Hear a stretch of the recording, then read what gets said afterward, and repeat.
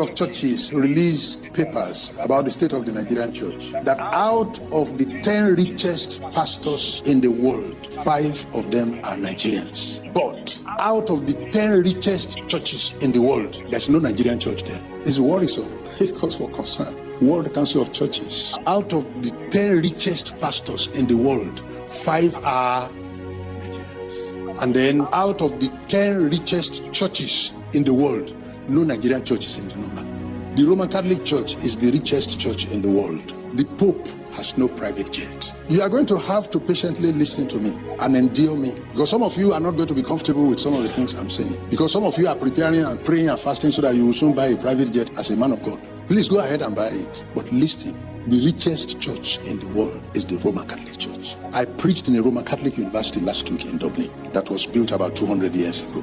Whenever the Pope wants to travel, in January, they make a list of his itinerary for the year and give it to Alitalia, the Italian national carrier, that so month, the Pontiff and his entourage will be going to Philippines. They'll be returning so date, carry them. So month, the Pope, the cardinals, they're going to the Caribbean, take them and bring them back. The Alitalia has the itinerary and they run it as an airline. And when you Pentecostals come up with some of the stuff and the brandishing and the financial recklessness that you have put the tithes and offerings of the people into, and also recklessness in the use of power, both spiritual and otherwise, at the end of the day, it's your church. It's not Jesus' church. A lot of churches I see around, they're not Jesus' churches. It's the pastor's church. The Roman Catholic people are laughing. I live in Ilorin, I live among Muslims and I walk among them. It's easier to convert a Muslim than to convert a Roman Catholic. Roman Catholic will be looking at you and laughing.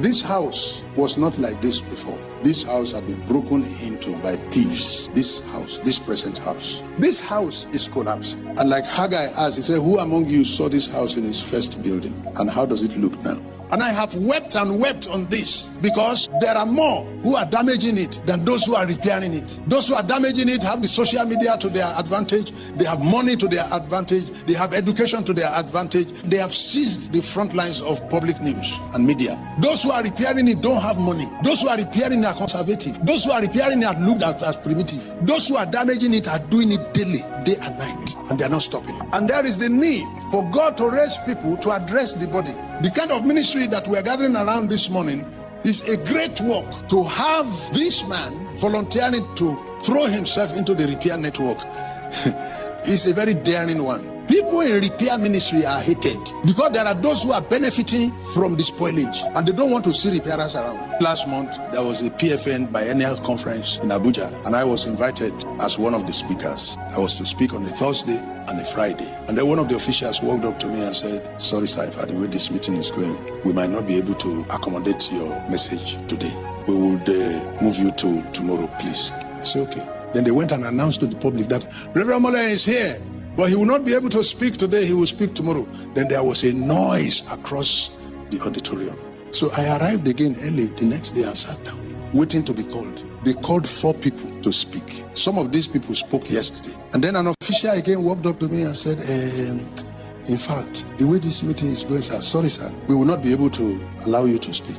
I returned to Ilorin without speaking. That's where we are now. They brought me. They were the ones who even came to the airport to pick me. They lodged me in the hotel. And I got to the meeting and they didn't let me speak. At my age, look at me. I'm retiring next year. I was skimmed out. But that's not an issue to me because I am not looking for a place to preach. Not at all. I am overwhelmed. I'm a global spiritual personality as I speak. So I'm not looking for where PFN will put me to preach. No. But for that to happen to me tells me about the state of the church.